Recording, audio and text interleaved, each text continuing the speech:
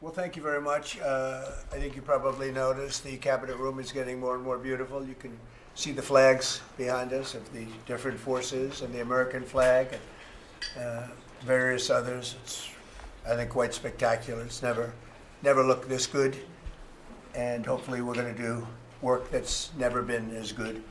So I think that's basically what's happened in our first year. We've had an amazing year, and this will be our first cabinet after the year, so we're starting our second year. Tremendous progress has been made. I want to thank my entire cabinet for 12 months of unprecedented achievements. We really have. I mean, it's unprecedented. The numbers we've had on the economy and growth, you see them. And that's despite a Democrat shutdown. Without the shutdown, we would have picked up about 1.5 points more than already high numbers, record-setting numbers. So this has been, I think, and a lot of people say it, the most successful year of any administration in American history. First year, there's never been a first year like this, including the fact that we extinguished 8 wars, and another one we think is coming. Steve Witkoff's working very hard, and Jared and everybody else, and I think it's coming. It was just announced that the murder rate in our country is the biggest drop ever recorded. It's at the lowest level in 125 years. First in recorded history, it's the lowest in at least 125 years. That's a wonderful thing. And that crime is way down, and one of the reasons was we've taken a lot of bad people and gotten them out of our country. In some cases, they're so bad that we put them in prison because we don't want them to even take a chance of coming back in, even though our border is very secure, record-setting secure. We had 0 illegal aliens being admitted into our country for the last 8 months. That's hard for even me to believe, but the people that make up the lists are supposedly nonpartisan, but I would say they lean toward the Democrat side. And if they say that, I'm all for it. As you know, we've had a situation take place with respect to Venezuela. I want to just thank General Kane and his staff. The job that they've done is incredible. Nobody's ever seen anything like it. And once it did take place, I want to thank the leadership of Venezuela. We're getting along really well with them. The relationships have been very strong, very good. And they have informed me that they feel there's very good security, very strong security. We're working with the various people involved, including Chris and Doug and everybody on the oil. We have the major oil companies going to Venezuela now, scouting it out and picking their locations, and they'll be bringing back tremendous wealth for Venezuela and for the United States, and the oil companies will do fine too. Venezuela will actually make for themselves more money than they've ever made before, and that's a good thing. And the people of Venezuela were literally in the streets waving American flags. They were so happy. And the people in our country, like in the Doral section of Miami, which is considered little Venezuela, they're thrilled. And I just spoke to the president of Venezuela, informed her that we're going to be opening up all commercial airspace over Venezuela. American citizens will be very shortly able to go to Venezuela, and they'll be safe there. They'll be safe. It's under very strong control. And the people of formerly of Venezuela, some want to go back and some want to go back to visit, and they're going to be able to do that. So I've instructed Sean Duffy and everybody else concerned, including the military, that if you would, by the end of today, I'd like you to have the airspace over Venezuela. Planes can go to Venezuela opened up. Okay? Yes. Thank you very much. And I want to thank all of the people in Venezuela for what they went through, and I want to thank the leadership for really they're doing a good job. And just as I promised, we've defeated the Biden inflation nightmare and achieved explosive new economic growth. The Atlanta Fed is predicting an astounding 5.4% GDP growth in the fourth quarter, and that's despite the fact that we had a Democrat shutdown. That number would have been 7%, which is a number nobody's ever heard of. And we've been given great national security because of tariffs, and we've also been given unprecedented income because of tariffs. Part of the income that we gave, $12 billion, we gave to the farmers of our country, so that yesterday I was up in Iowa, and they were very happy, Madam Secretary. Yes, sir. They were very, very happy. They were great. Grateful. So the GDP growth in the fourth quarter was great, and it's going to be, I think we're going to have an amazing and incredible year. Hopefully we won't have a shutdown. We're working on that right now. I think we're getting close. The Democrats, I don't believe, want to see it either. So we'll work in a very bipartisan way. I believe not to have a shutdown. We don't want a shutdown.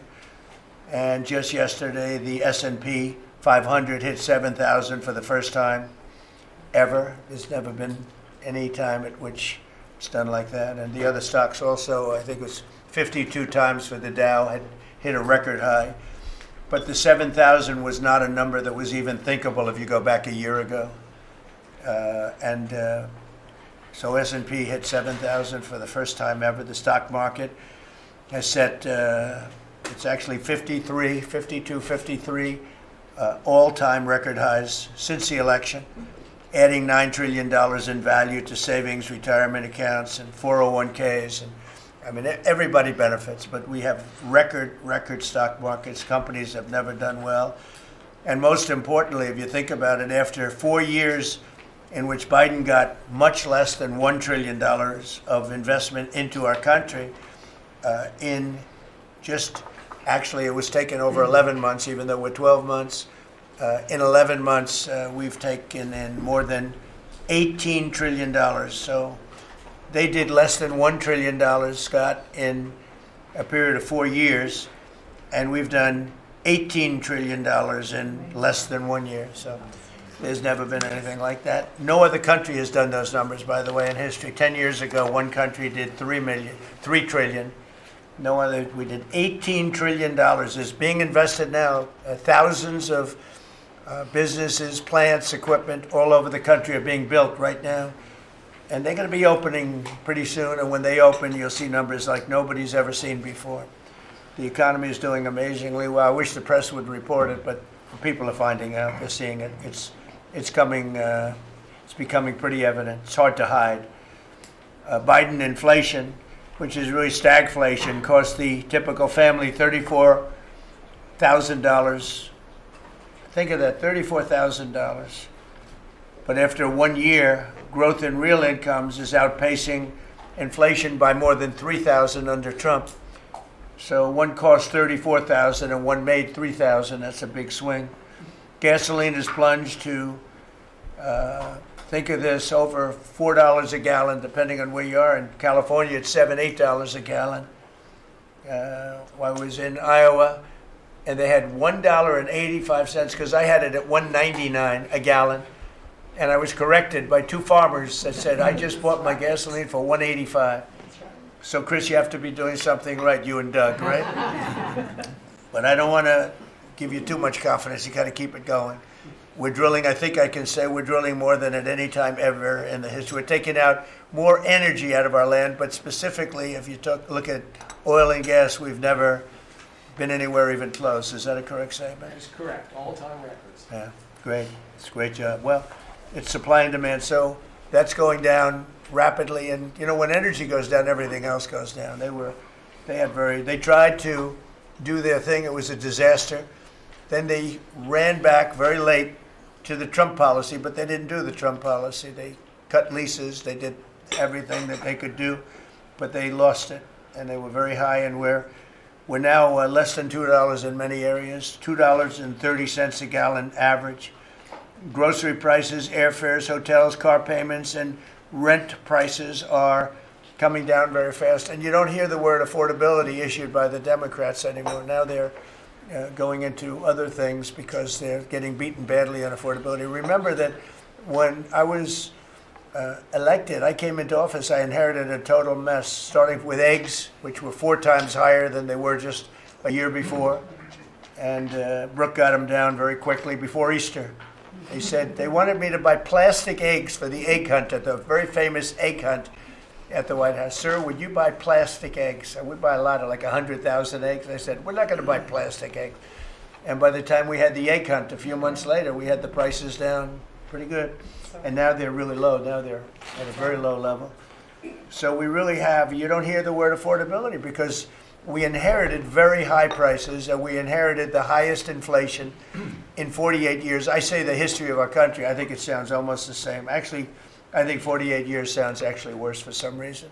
So I'll go with the 40 because the press corrected me. I said history and they said, it's not history, it's 48 years. I said, I'll accept that. And we had the highest inflation in 48 years. We have now as you saw yesterday with the Fed, I'm not a fan of his, he said that inflation essentially is not a factor. It's really been pretty amazing. I just put out a statement about his statements. I won't repeat them here because they're too angry.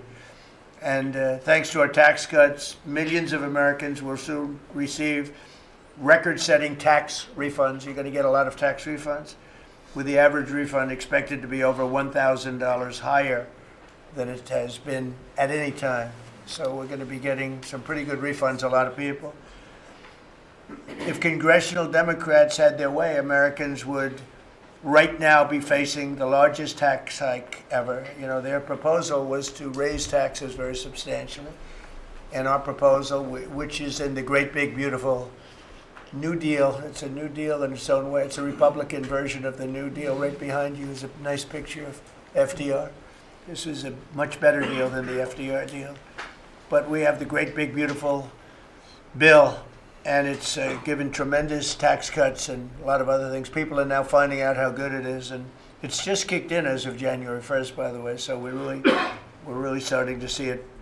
Even though it's a month, we're really starting to see it. The U.S. economy would be cratering if they had won this election. Our country would be in very bad shape. Would be maybe not much of a country anymore. I don't think it would be a country anymore. They were doing everything wrong, but they were going to give you the largest tax hike in history, and we're giving you the largest tax cut in history in the great big beautiful bill. In addition, I think it's very good. I think it's very important. You have no tax on overtime, no tax on tips, and no tax on Social Security, but you also have, you're getting this is the first time this ever happened. If you buy a car, you go out and borrow money, you get an interest deduction. You take the interest rate, the interest that you're paying on the loan, you're able to deduct it for income tax purposes.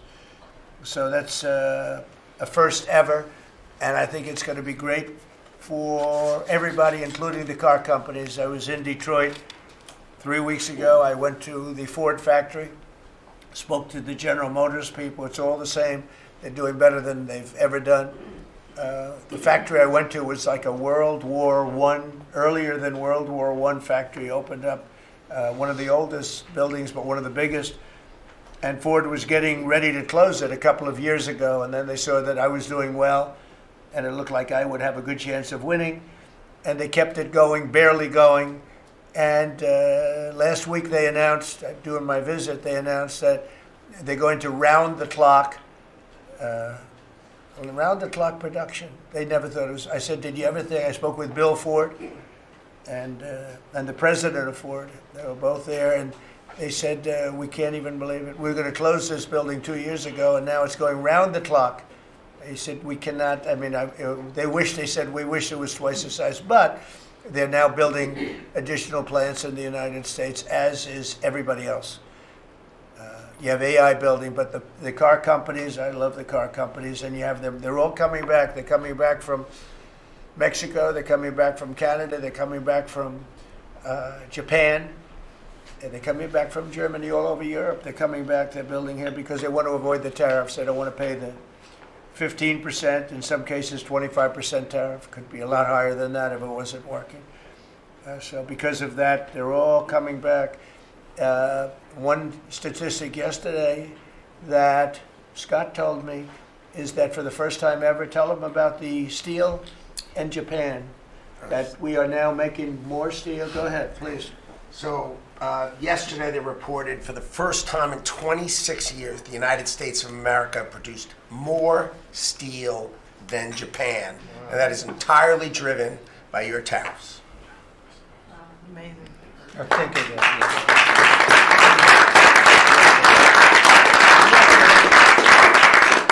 He obviously said that much better than I did because I got no applause and I'm giving you home run after home run. He says one thing and everybody else. I should have saved that one for myself. No, but think of it. First time, and they read almost 30 years, but I guess it's 26, 27 years that we are now producing more steel than Japan. Japan being a big steel producer. Japan and other countries really took our steel production away from us. Now, if you think of this, 3-4 years ago, the steel companies were all closing up. We worked a fantastic deal with U.S. Steel. We saved U.S. Steel. And now it's all coming about. But and that's just the beginning. There are a lot of steel plants right now being built. So that's an amazing number. Nobody would have believed that. If you would have said that 3, 4, 5 years ago, people would have said, yeah, it's not a true fact. But so it has to be true because otherwise you question me on everything. I have to be extremely accurate. I don't exaggerate it. I don't want to exaggerate because you will call me. You don't call other people, but you would call me under my most favored nation spot, which I think is the most important thing, Bobby, of all what we've done because we're bringing drug prices down by 80, 90%, depending on the way. You could say 5, 6, 7, 800%. Depends on the way you want to calculate it, right? But let's go the old-fashioned way. But drug prices for prescription drugs will be down 80, 90%, 75%, 68%. They've only gone up for years and years and years. They've only gone up, and now we're going to have essentially the most favored nation. We're going to have the most favored price in the whole world. Whatever the lowest price in the world is, that's what we're going to pay. And I don't want to go into a big deal, but nobody else could have gotten this but this administration. I'm being very nice when I say that. The cost of prescription drugs is coming down by a number that was never even thought of. This will have a huge impact on healthcare, by the way, because obviously drugs are a big part of healthcare, and it will help repair some of the Unaffordable Care Act's damage that they've done, because the Unaffordable Care Act, which is Obamacare, it's unaffordable. It's not affordable, and it's a disaster. And hopefully we will be paying money directly to the people instead of giving the insurance companies the money. They'll go into a healthcare savings account or whatever it is. But think of it. We pay the money, billions and billions, really trillions of dollars going to insurance companies. We want that money to go to the people. They buy their own healthcare. And it's so popular. The problem we have is the Democrats are owned by the insurance companies. They're literally owned lock, stock, and barrel by the insurance companies. And they hate it. But the people love it, including all Democrats. So I think we'll perhaps be successful with it. But it was an idea I had. I read the papers, and I'm reading one of the stories about the insurance companies, how much money they're making, where they received, billions and billions of dollars for this stuff from the United States of America, and their stock has gone up by 1,400%. Think of it, 1,400. One went up 1,700%. Numbers went up. If you go up 1,000%, you're doing bad in that business, right? And it's all because of the money. Not all, but mostly because of the money the United States pays to the insurance companies. They say, this is big stuff. And I asked somebody, why don't we just pay the people directly? And they said, that's a good idea. It's funny, it's a very complicated business, but actually it's not so complicated. And I went to Bobby and I went to Dr. Oz. I said, can I talk to you guys about this? Is this the kind of money the insurance companies get? Yes. Why don't we pay the people directly? And the primary answer was that the Democrats will never go along with it. But the people go along with it because I put it out. It went viral. Susie, I went all over the place. It became the biggest story. I just said it. And so I think we have a great situation if we can do it. But if you think most favored nation policy for drugs will bring your drug prices down at levels. So now if they're selling a pill for $10 in London and $130 in New York, the London price will go up to $20 and we'll go down to $20. So we'll go from 130 down to 20. And by the way, tariffs did it again because the drug company said, we'll do it begrudgingly, but they were okay. But we'll do it, but no nation's going to approve it because even if you raise the price by, like on a pill, $10 to $20, you're doubling the price of their prescription drugs. I said, no, they'll do it. And when I got them on the phone, I said, if you don't do it, we're going to charge you very substantial tariffs, more money than that's going to cost you. And they said, we'll do it. And before, I don't know that any other president even tried to do it. We can't find it. But if they did try, they wouldn't have gotten through the companies. They wouldn't have gotten through the company, and then they wouldn't have gotten through the country. I spoke with Macron. He was the first one. He was not at that time wearing sunglasses. And he said, no, Donald, I will not do this. I will not. I won't even consider, you're asking me to double the price. I said, you have no choice. You have to do it because you guys have been ripping us off. In other words, the whole world, we've been subsidizing the whole world on drug costs. That's why they were $10 and we'd be at 130. As an example, there were many examples. I could give you examples even worse. He said, no, I will not do that. And I said, yes, you will. 100% you'll do it. He said, no, I won't do that, Donald. You're asking me to double the cost of our prescription. We will not do that. I said, look, you've been ripping us off now for decades. We're not going to do it anymore. You can do it under Biden and Obama and other people. You're not going to do it under us. We won't do it. I said, well, if you don't do it, I'm going to charge you a 25% tariff on all of your wine, champagne, and everything else you sell into the United States. He said, like I said, I will do it. And that was the end of the conversation, right? That was the end of the conversation. So now we have favored nations that everybody said would be impossible to get.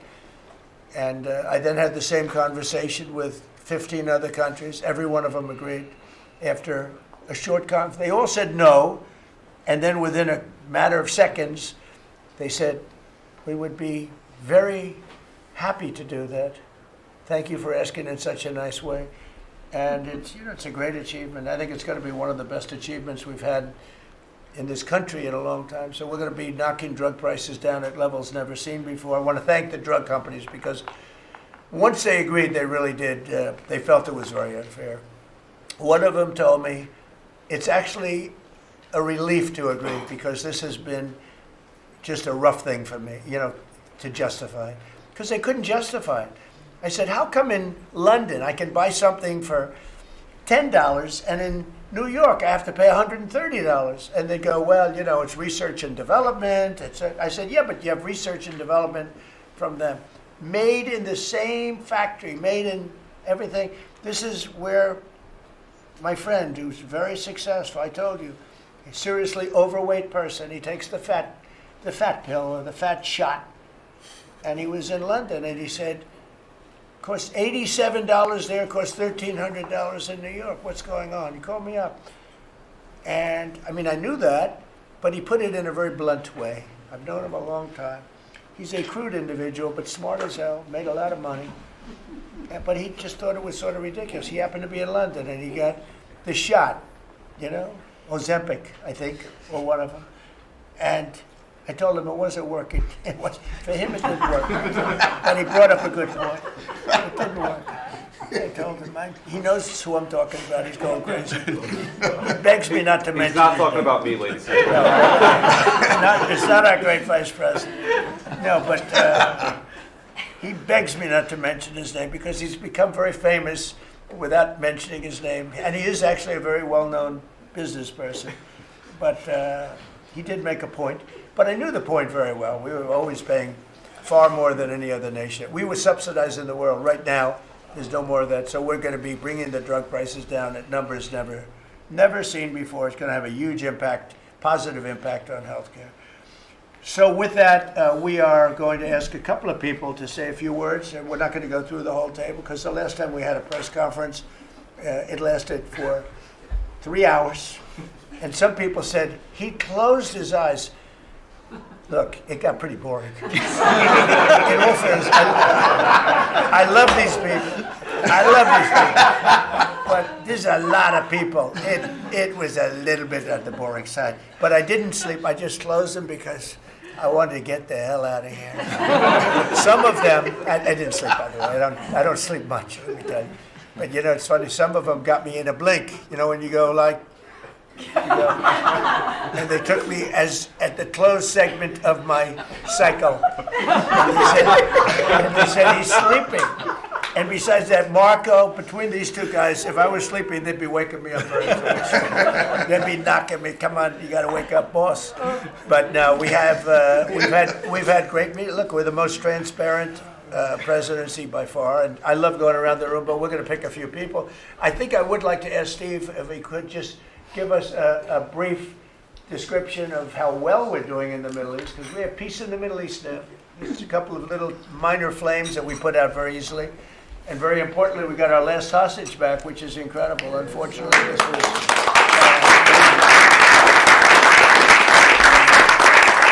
something that nobody said could be done. And I will tell you, Hamas was a big factor in getting all of the hostages back. We were not happy with them, and they had to bring them back. And they found the dead hostages, the bodies of hostages. And those parents wanted their sons back, I think in all cases sons. But they wanted their sons and their family. They wanted their sons back as much as the people that had living hostages that we got them back to. So we got the 20, but remember, we got hundreds back previous to that. But I always said getting those last 20 back is going to be very tough. And we got them back, and we got all of the bodies back also, which to those parents was just as important as getting back the son that was living. Steve, could you give us a little description, please? Well, your policy of peace through strength, that's what delivered them home. Without that pressure, it never happens. We are in the second phase now. We've stood up for the first time, Mr. President, on your behalf, a technocratic, all Arab government. We've got the terrorists out of there, and they're going to demilitarize. They will, because they have no choice. So we expect that. Pardon me? And now we want to get Hamas no guns, right? Right. They're going to give it up. They're going to give up the There's a good chance we're gonna AK-47s. get that. A lot of people said they'll never disarm.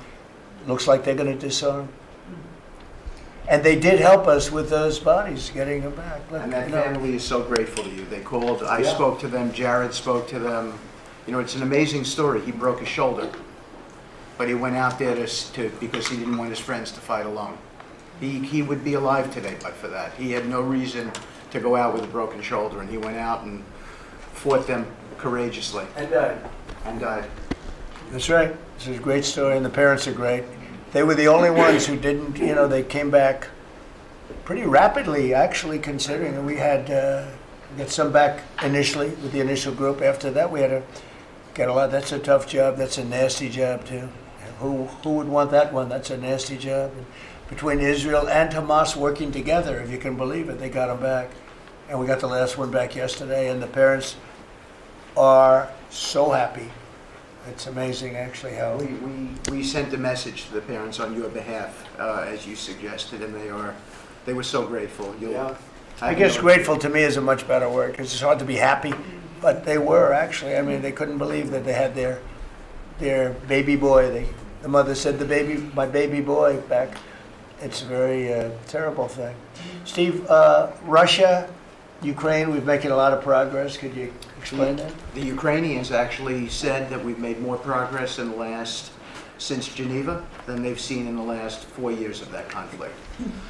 So we had 5 Russian generals last Sunday in Abu Dhabi with Jared I and Dan Driscoll, and we think we made a lot of progress. The talks will continue in about a week, but lots of good things happening between the counterparties, discussing the land deal. Talking together. We have a security protocol agreement that's largely finished, a prosperity agreement that's largely finished, and I think the people of Ukraine are now hopeful and expectant that we're going to deliver a peace deal sometime soon. And because of the cold, extreme cold, they have the same that we do. I personally asked President Putin not to fire on Kiev and the cities and towns for a week during this. It's extraordinary. It's not just like cold, it's extraordinary cold, record-setting cold. Over there too, they're having the same. It's a big pile of bad weather, the worst. But it was they said they've never experienced cold like that. And I personally asked President Putin not to fire into Kiev and the various towns for a week. and he agreed to do that. And I have to tell you, it was very nice. A lot of people said, "Don't waste the call. You're not going to get that," and he did it, and we're very happy that they did it. That's correct. Because on top of everything else, that's not what they need is missiles coming into their towns and cities. So I just thought I should say it. I thought it was a very good thing, and Ukraine was almost, they didn't believe it, but they were very happy about it because they are struggling badly. I They're think it struggling. shows, Mr. President, how you provide an overarching sort of presence in these negotiations. The Ukrainians never thought it could happen. The Russians are doing things maybe that people wouldn't give them the credit for doing, and I think it always comes down to your indomitable spirit. Well, it was a good thing. You know, if you think it's cold over here, they say in Ukraine you can add another 20% to it. It was very cold place anyway, but this was, they see numbers that were so, they'd never seen numbers like that, cold numbers like that. So it was, I thought I should mention it. Could I ask Scott Bessett, we have so many things happening, could I ask you to maybe say a few words, please? Yes, sir. So the one big beautiful bill that was passed on July 4th last year, we're starting to see the effects kick in. You mentioned the great economy. One of the things in the one big beautiful bill, Mr. President, it was an honor to host you, and as you said, the best rapper in the world, Nicki Minaj, at yesterday's Trump Accounts Summit. We've now had 1 million people sign up for Trump accounts just this week. We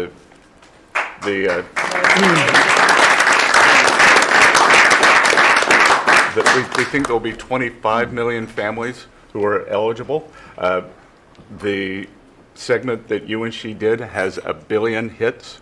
1 billion hits on the internet. So we're telling everyone, go fill out form 4547, trumpaccount.gov. So thanks to you, the Trump accounts, the next generation's America will benefit from today's record-breaking economy, record-breaking markets. Sir, when we came in, the Biden administration had destroyed the American people with the 3 I's: immigration, inflation, and interest rates. Immigration, check, you close the border.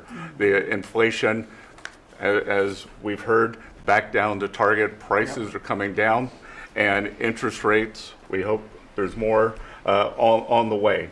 We've got gains in wages, low prices, and I think 2026 is going to be the year for the Trump boom. It's going to be a supply side boom. I enjoyed the trip out to Iowa. In the diner, the staff there was thanking you for the no tax on tips, and they're expecting big refunds. From that, we saw the CEO of John Deere, who said, thanks to your tariffs, new plants in Indiana and North Carolina coming. 2 massive plants being built by John Deere. And he's the chairman and CEO, wonderful guy. And I said he was at the event we had in Iowa, which is appropriate, John Deere, Iowa. But I said to him, so what are you doing? He said, we just announced 2 massive plants. In fact, they're going to have 1 plant for excavators. And he said, there hasn't been an excavator built in this country in 50 years or something. He said they're taking it out of Japan and they're moving it into the United States. They're 2 very big plants. And I said, so why are you doing it? He said, because of you and because of tariffs. I said, if we didn't have tariffs, would you be doing it? He said, absolutely not. So it's very important, and I hope we're going to be successful with the Supreme Court case because we're waiting, and we're taking in hundreds of billions of dollars, and we don't want to give it back, number one. And number two, and you know, the people that are fighting us on that case, by the way, are China-centric. These are people that are for China, but they're also outside of the United States. These are countries that have ripped us off for years and years, charging us tariffs. And now we're doing an amazing job, and we're getting it back. We're getting it all back and then some. And they're the ones that are leading that lawsuit that we have in front of the United States Supreme Court. So it's a very important lawsuit for our country, and hopefully it's going to work out. We're waiting a long time, but hopefully it's going to work out. We've taken in hundreds of billions, even trillions of dollars, and certainly we've taken in trillions of dollars of, you know, a big part of that $18 trillion that's coming in is because of tariffs. They're coming in, they're building because they don't want to pay the tariff. And The tariffs are very, steep. They could be much steeper. You probably saw I put out a truth today, and the tariffs could be much steeper. We've been actually very nice about it. But even being nice about it, we've taken in hundreds of billions of dollars. And honestly, they've given us tremendous national security. The power that we have because of that. They have given us tremendous strength and national security. Go ahead, Scott. Yes, sir. And the IEPA power you used on the tariffs, as you said, we're bringing in tens of trillions of investments. The tens of trillions of investments turns into factories construction, which turns into factory jobs, which turns into consumer spending.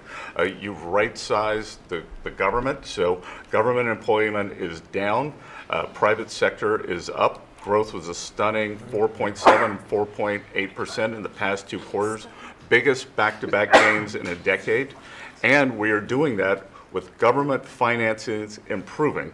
So that will bring down the borrowing costs, the calendar year budget for 2024, 7% deficit to GDP, highest when we weren't at war, not in a recession, all the way down to 5.4% and getting better. Biggest decline since 2014.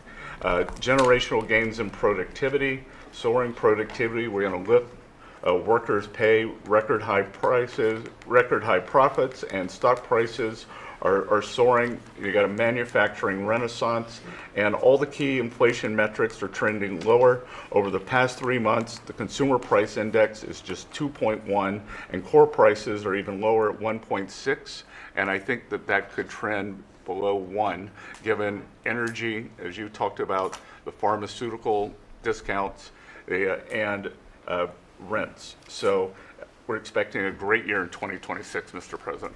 And we're going to be announcing next week, I think sometime, Scott and Howard and everybody, we're going to be announcing the head of the Fed, who that will be. And it'll be a person that will, I think, do a good job. We're paying far too much interest in the Fed. The Fed rate's too high, unacceptably high. We should have the lowest, and I think you read my statement today. I put out a statement before the meeting, but we should have the lowest interest rate anywhere in the world, because a lot of these countries are successful only because of us, because we allow them to have surpluses. And without surpluses, some of the countries that you most respect financially, that you say, oh, this one, that one, this one, that one, they're successful because we allow them to have surpluses. And we could easily stop that with the powers that we have, but we don't. We took some of it, but we took really just a small portion of it compared to what we could take if we wanted to. We should have the lowest interest rate anywhere in the world. They should be 2 points and even 3 points lower. And if it was, each point is the equivalent of, I would say, $500 billion. So if you got 2 points low, you have $1 trillion in saving, and it's almost, if you call it just a paper expense. You can do it with a pencil. It's not cutting. It's not saying we have to get rid of jobs, or it's just like literally so easy to do. But we have a guy that doesn't want to do it because he's, I think he's politically biased. I really do. I believe he's politically biased because most smart people say it's not even a question. But despite that, we were able to bust through. It's like busting through a wall. We're able to bust through a wall, and we have the kind of numbers that Scott and Howard with the steel and other things talk about. What would you say, Howard, in terms of how we're doing, generally speaking? Great businessman, very successful guy. He's doing a really good job. What would you say? Well, no one, before you walked in the door, no one thought our economy could grow 2%. Fourth quarter, with the shutdown, 5.5%. And that means the first quarter, you could see the United States of America, with its $30 trillion economy, grow in the 6% range. And no one thought that was possible. That's how you get jobs. That's how you get money down. That's how you fix the deficit. You are fixing everything with your policies. You have changed America and created the golden age. Thank you.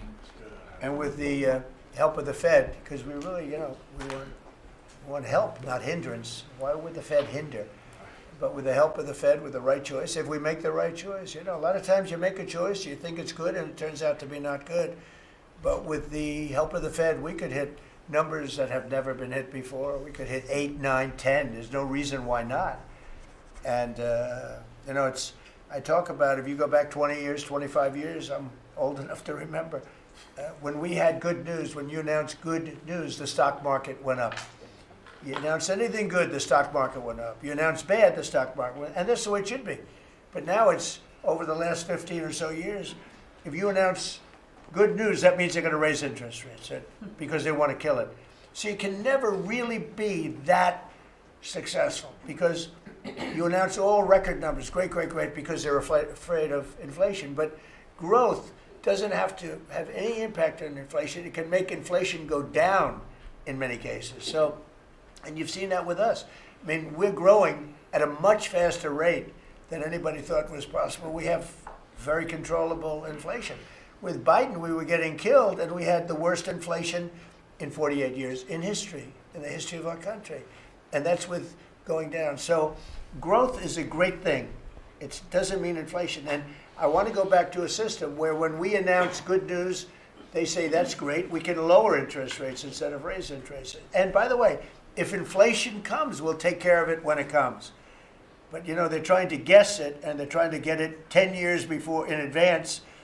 And you know, we want to make this country greater than ever before, and I think we're doing that. But we want to make it that when we announce great news, everything goes up. If we announce bad news, that happens too. We bring it down, and we control, and we do what we have to do.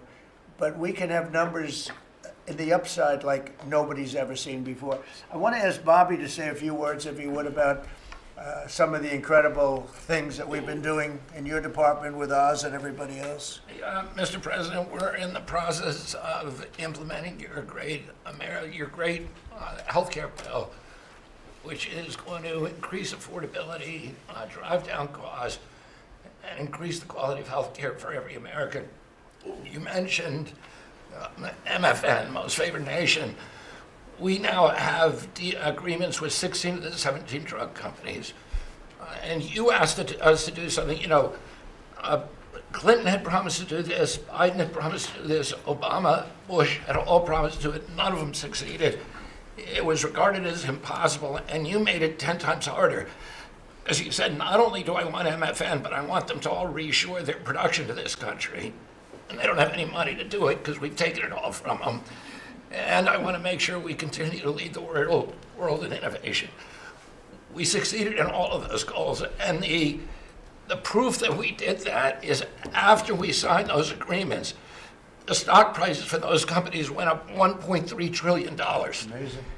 And they are reshoring. Eli Lilly is building 6 new plants, including an API plant. So the next time that we have a pandemic in this country, we're not going to be stuck buying API from China who cuts us off. We're going to be able to make it right here. Novo Nordisk is building 4 new plants, and we are going to be releasing Trump RX so that every American can get the lowest prices in the developed world. In some cases, they're going to be lower than the lowest prices in the developed world. And that's going to be happening sometime probably in the next 10 days. So we're doing rural health care. We sent out $10 billion last week. The states have that money. They're going to be giving it to rural hospitals sometimes in the next 2 weeks. And we're going to revolutionize rural health care in this country. You are raising the influx of federal dollars to rural health care by 30% over the next 5 years. So 30% every year, more dollars, federal dollars, are going to be flowing to them. It's going to allow them to rebuild their decaying infrastructure, to retain providers, and also to revolutionize the use of AI and other technologies, which is going to dramatically lower the prices for rural Americans and raise the quality of their health care. Brooke and I released the dietary guidelines, which have been received incredible acclamation from both sides of the aisle. We are going to change the food culture in this country. Brooke gives away $405 million a day to buy food for Americans. And the WIC program, the Head Start program, SNAP, school lunches, the VA, and the military, they're now going to be getting real food for the first time. And Brooke came up with the ingenious idea of requiring every store in this country that accepts food stamps to double the amount of real food that they're selling. And this is going to drive changes in the market. And it's going to lower the cost of meats, of proteins, of whole grains, of fruits and vegetables, so that every American will have in their reach an affordable meal that actually is real food. 70% of American kids now are, 70% of the diet of American kids is now ultra-processed foods. That's why we're spending $5 trillion in treating chronic disease in this country every year. We are attacking fraud. We have Oz finding hundreds of billions of dollars of Medicaid, Medicare fraud in states like Minnesota and California, and we are clawing back that money. We also accomplished something that every American has promised, which is prior authorization. Now we have 80% of the insurance industry that has agreed to eliminate prior authorization in almost all of their procedures. So that this is going to dramatically change the experience of every American with the healthcare system. When you go to your doctor at your point of care, before you leave that office, you will know whether the insurance company is going to pay for the procedure or not.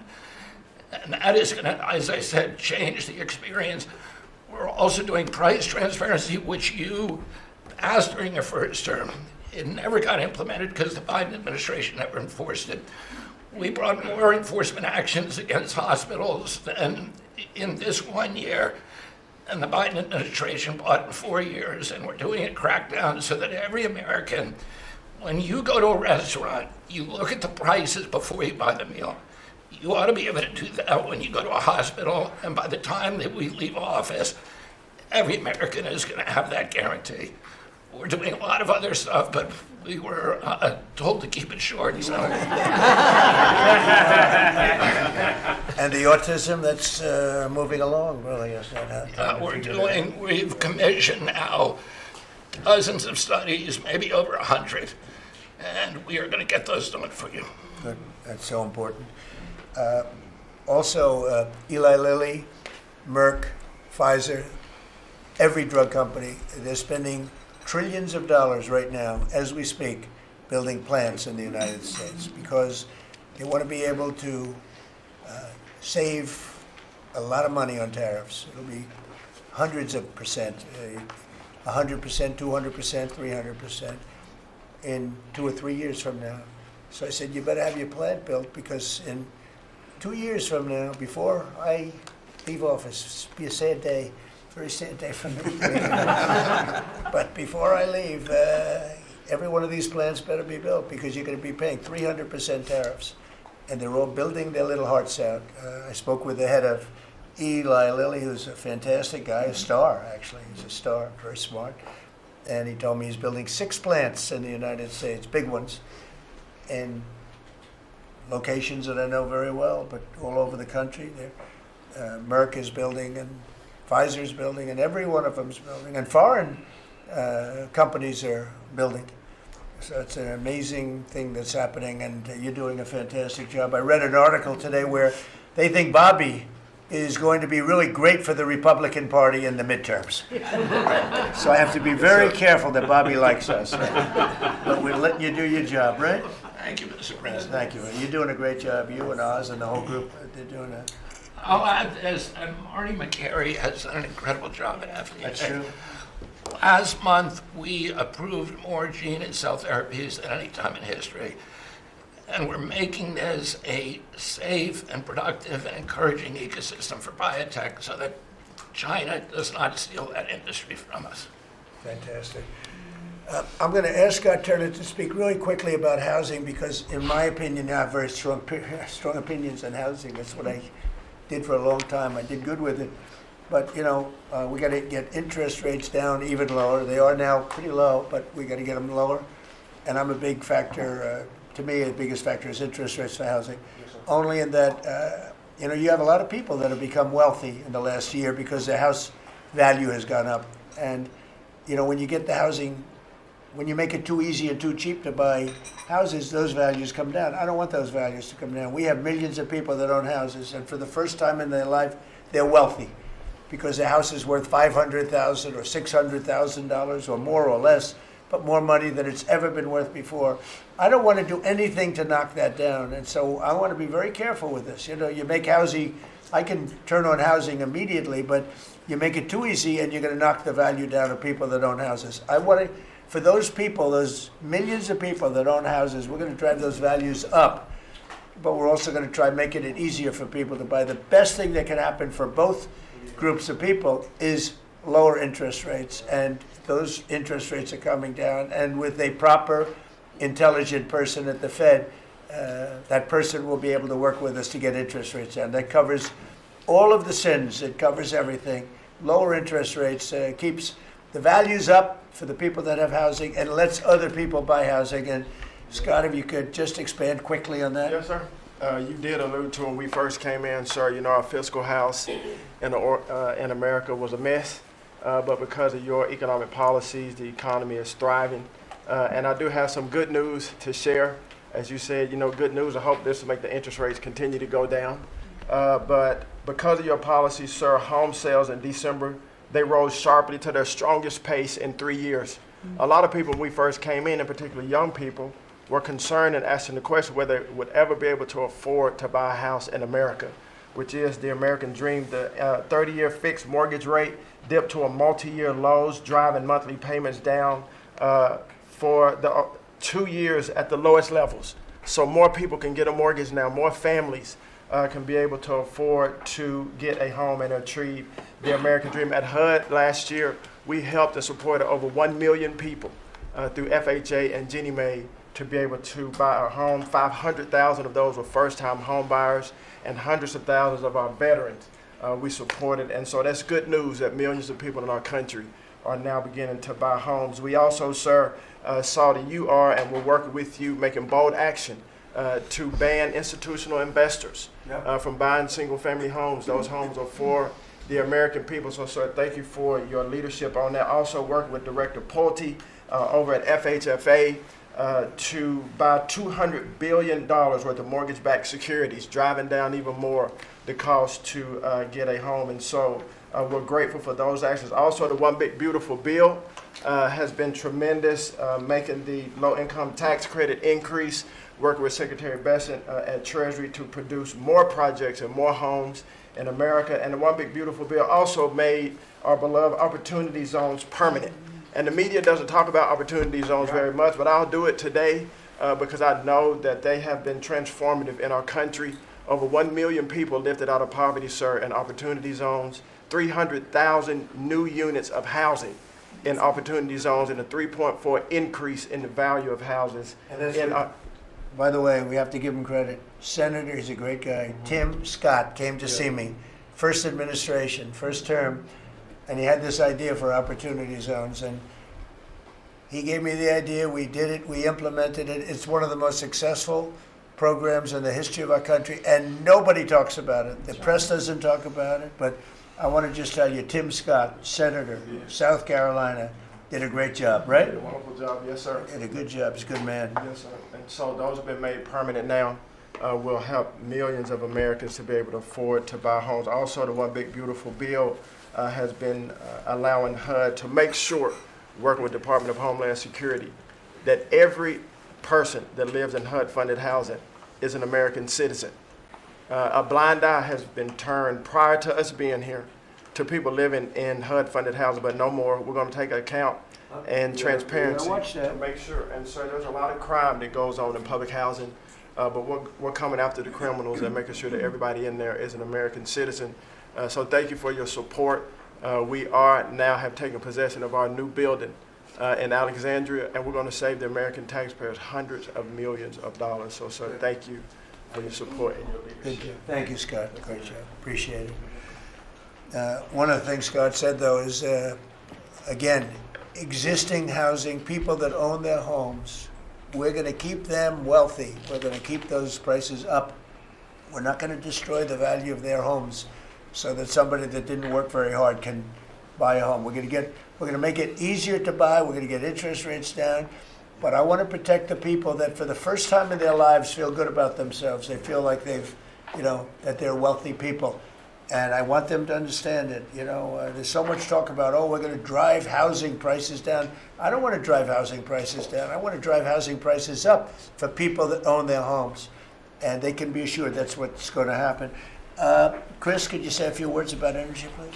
You bet, Mr. President. I can say with confidence that your energy dominance agenda is firing on all cylinders. United States oil production today is greater than Saudi Arabia and Russia combined, the number 2 and number 3 producers. Our natural gas production today is greater than Russia, China, and Iran combined, the 2nd, 3rd, and 4th largest natural gas producers.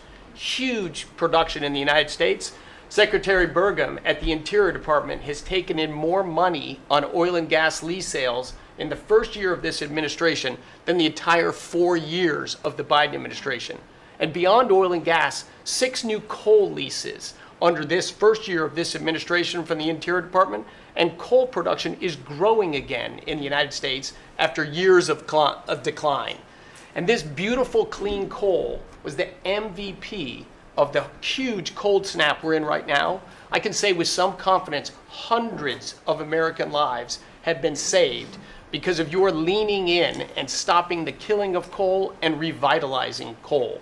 Coal, over the last few days, where we're at peak demand in electricity, has delivered 20 times more electricity than solar and batteries.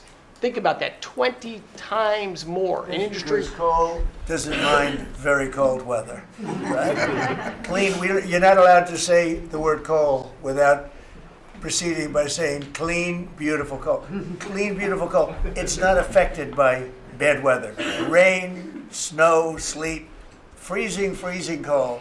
How does it react under freezing cold weather? It steps up and delivers big time. In fact, what coal did during this storm was deliver massively more electricity than it was delivering a month ago, because we needed far more electricity. Who can step up? The windmills, by the way, are all frozen. You know that they don't turn. The windmills aren't turning. The windmills that these fools paid for. The fool is this country, because the people that have the windmills get massive subsidy.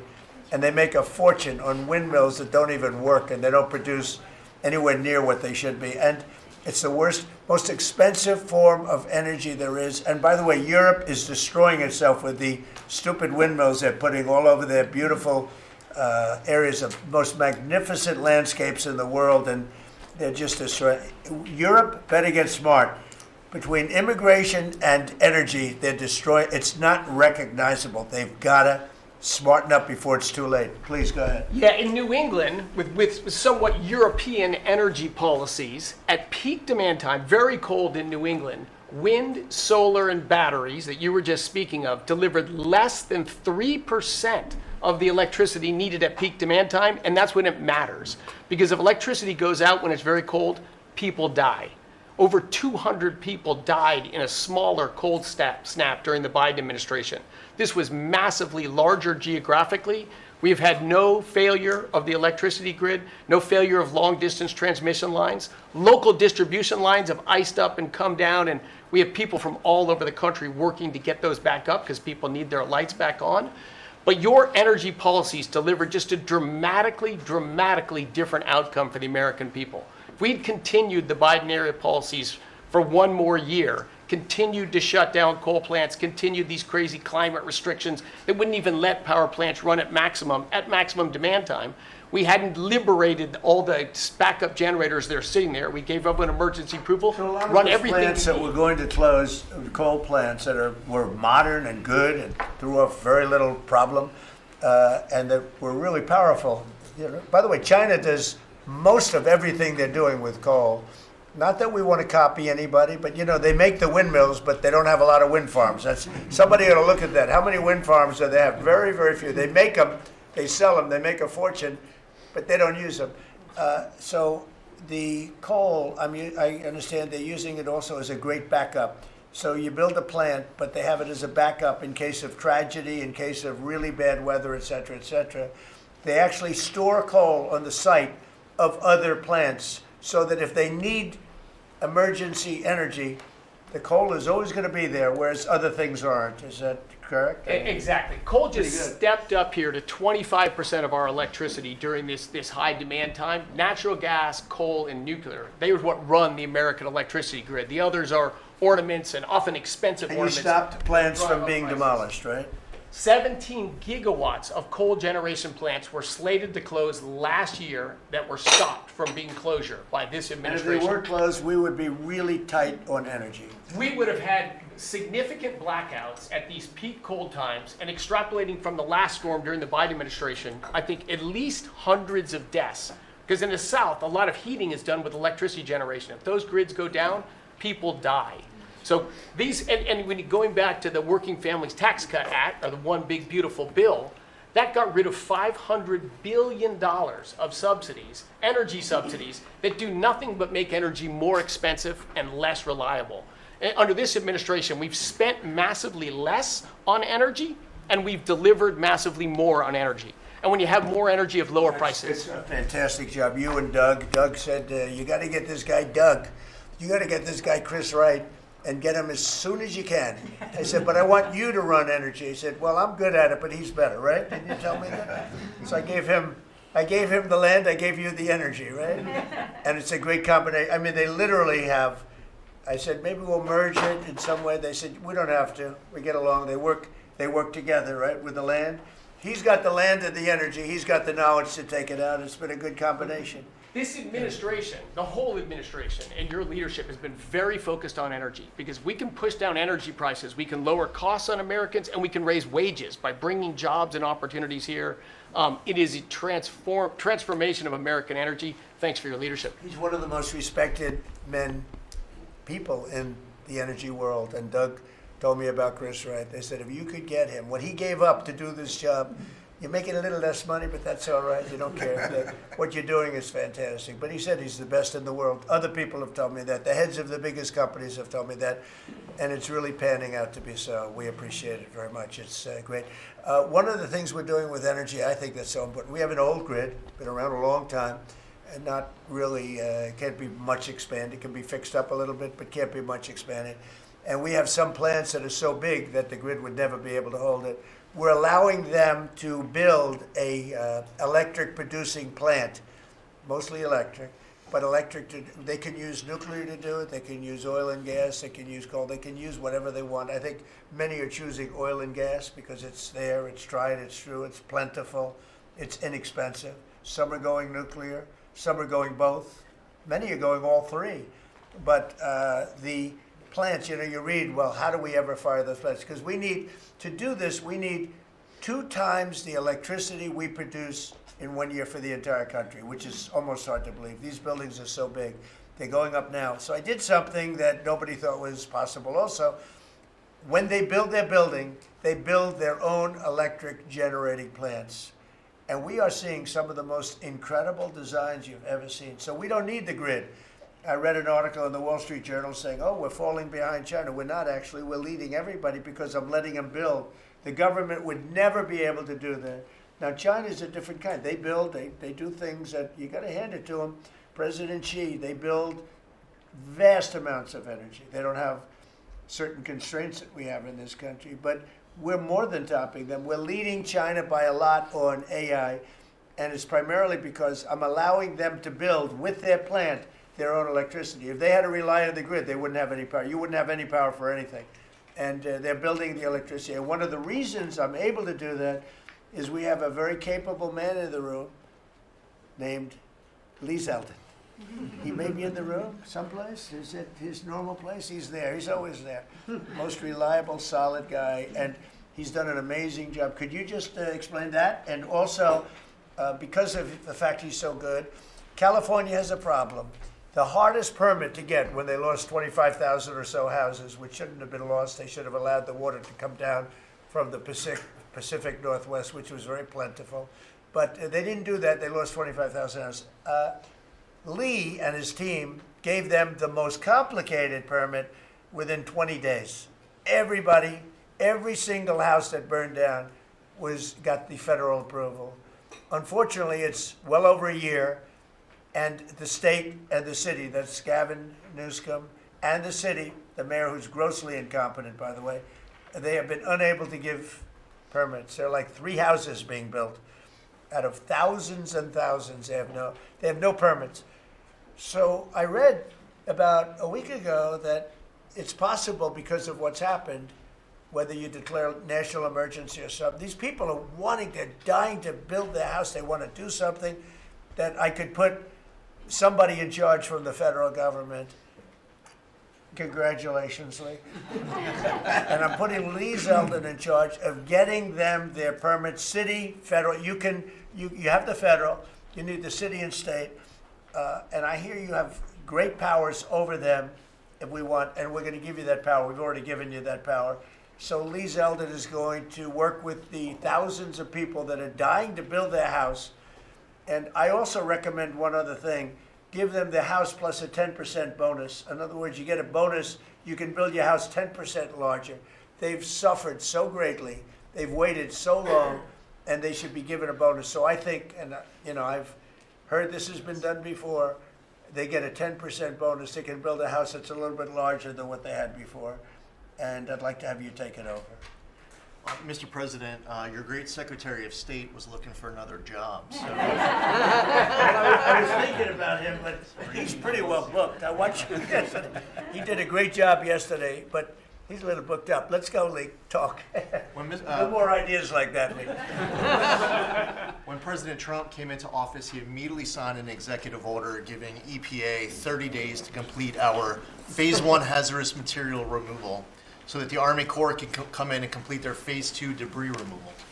So at first the response was that was going to be impossible. Good luck trying to get it done maybe by the summer, but we figured it out because operating at Trump speed, the president was just sworn in, we had to get it done, and we got it done in less than 30 days. The Army Corps then came in and completed the debris removal. So the federal government, while the governor has tried to accuse this president of not focusing with a laser on putting all of the weight of the federal government into getting this done, it happened from the moment he was sworn into office. SBA came in. I think it was about half of the disaster loan money, billions of dollars from last year went towards these residents and businesses. So the full weight of this government. But right after I was sworn in, which was actually a year ago today, my first trip was to East Palestine because the vice president never forgets his home state. The second trip was going to Los Angeles. There were people with contractors all over Palisades and Eaton ready to rebuild right then and there. You're talking about a year ago. And now the frustration, the passion that we all hear from all of these Los Angeles residents. And President Trump, he's made it clear to us that he's heard enough. And the message should be heard loud and clear to that local leadership. They should be motivated listening to this right now. And when this cabinet meeting is over, if it hasn't been done already, is that they need to go into the office where these permits are just laying around, flip over tables if you have to, fire people if you have to, and get all of these approvals done so that people can rebuild their lives. It's been a year, and this president has had enough. So whatever you can do, that's going to be very important. And it's so sad, those people, we were there a few days after the fire. You were there with me. We're walking down the streets.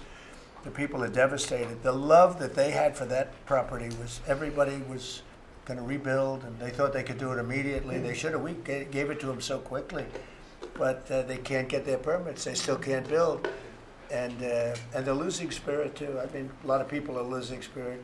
And the other thing I'd like to talk to you about and other people about that happen to be sitting around the table. They want to build a low-income housing project right in the middle of everything in Palisades. And I'm not going to allow it to happen, okay? I mean, maybe it's politically correct, maybe it's not.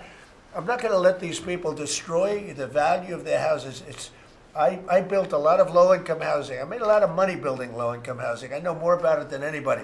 We're not going to allow this guy to build a low-income housing project on top of everything else in the middle of that mess that was created by the fact that they didn't allow water to come down from the Pacific Northwest, okay? And I'd like you to have that stopped and stopped immediately. No financing. That might be you, Scott, because they'll come to you for financing. It's never going to be approved. You would never, but Scott thought it was a horrible thing. So there's going to be no financing for low-income housing.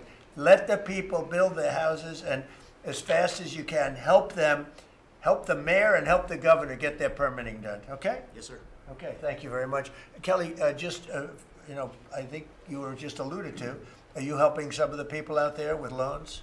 Yes, Mr. President, thanks to your leadership, you also helped put the fires out. Your executive order got water to the scene in your earliest days of your presidency. So you've been there from day one.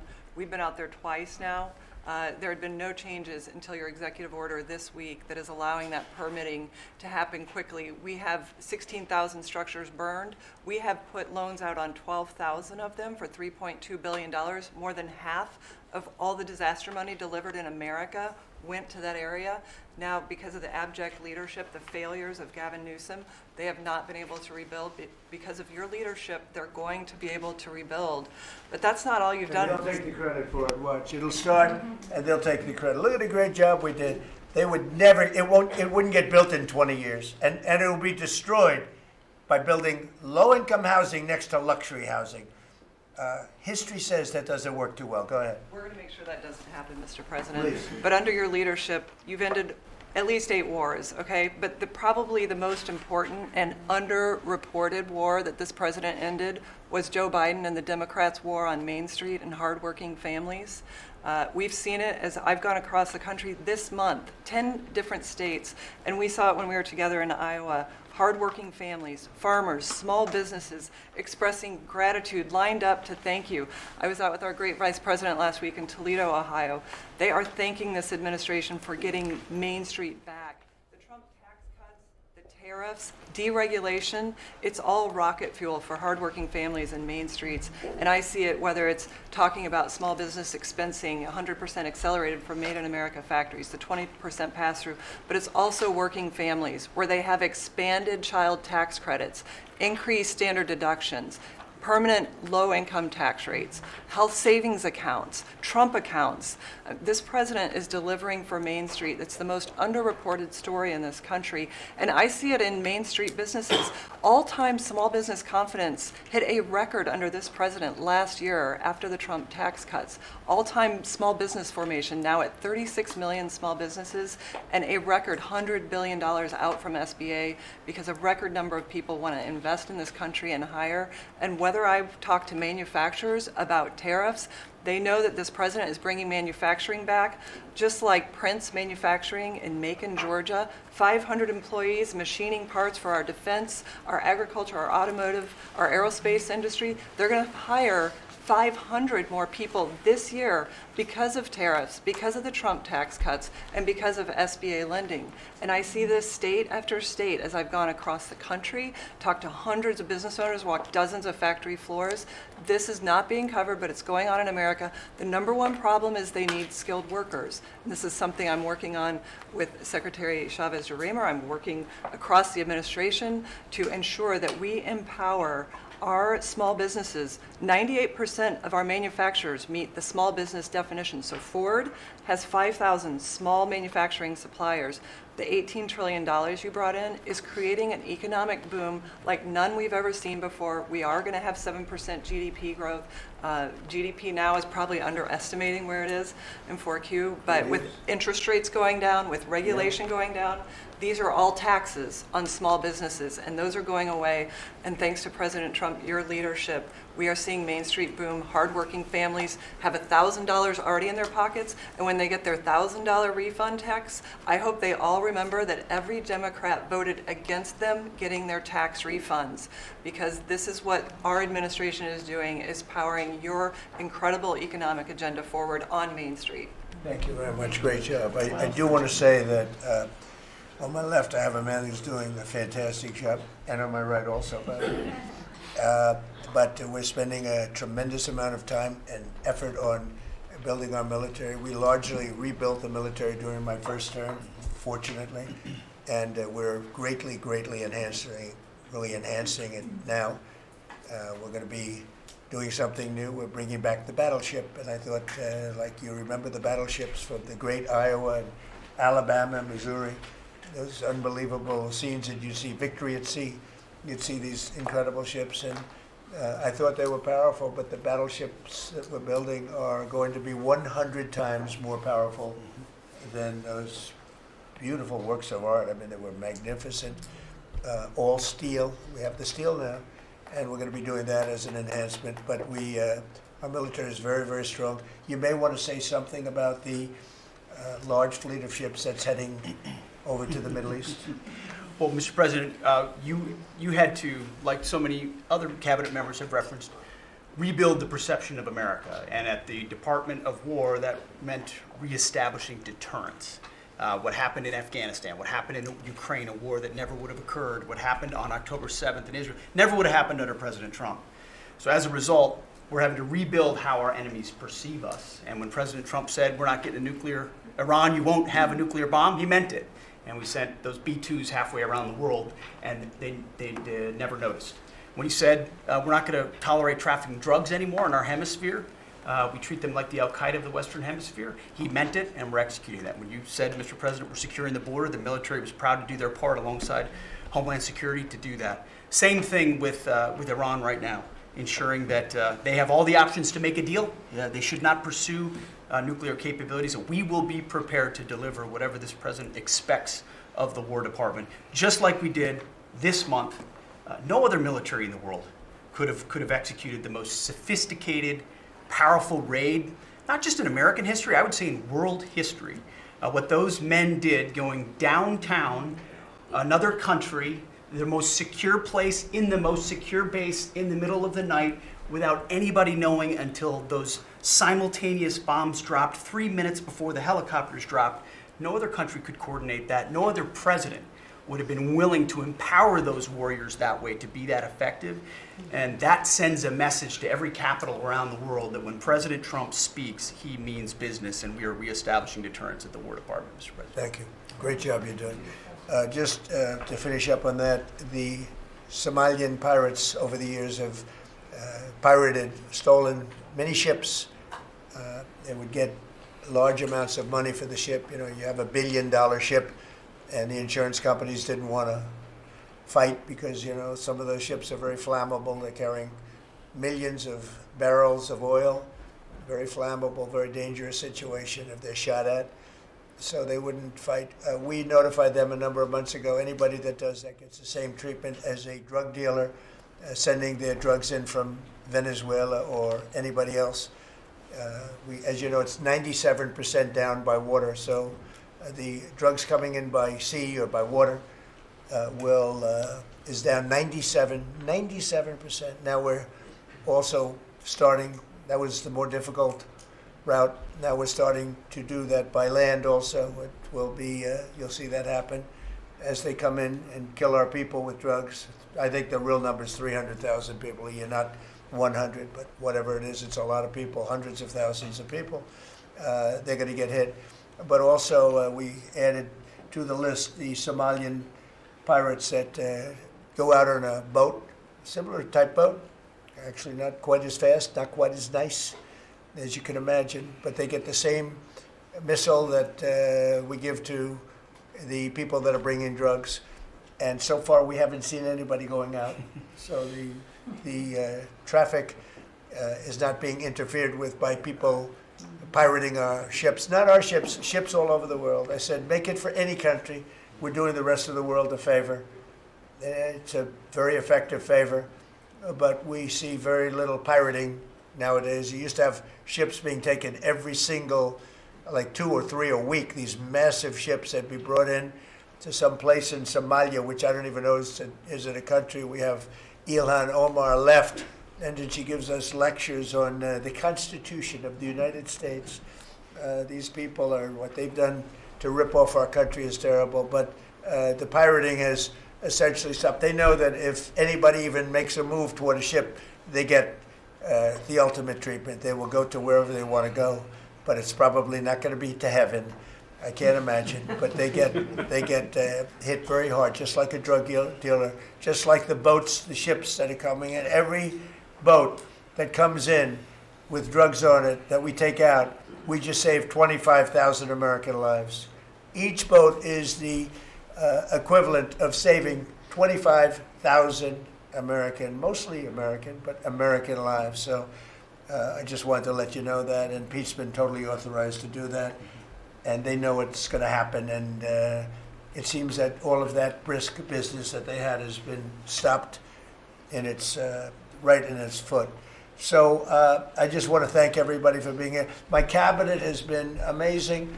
I like this much better than going around for 3 hours.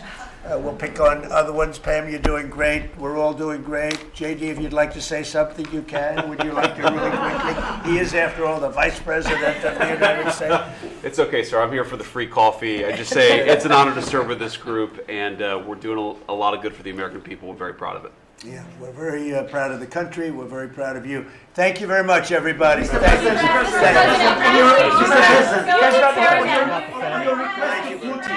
Mr. President, why not take questions? Mr. President, one question.